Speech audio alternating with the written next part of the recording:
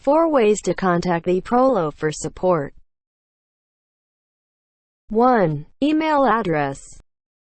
Open the home page and slide to the end. You can see EPROLO email address here.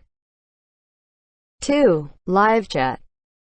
Go to Help Center and click Live Chat at the bottom right corner. You can send a message after filling. 3. Account Support Rep. Log into EPROLO. Chat window is shown on the dashboard. Send a message to the rep, and you will get a reply within 24 hours. Or, you can go to Help Center for frequently asked questions.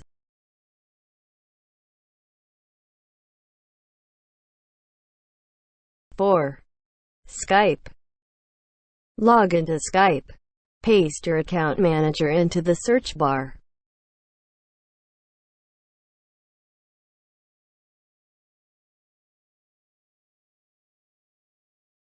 And then send a message.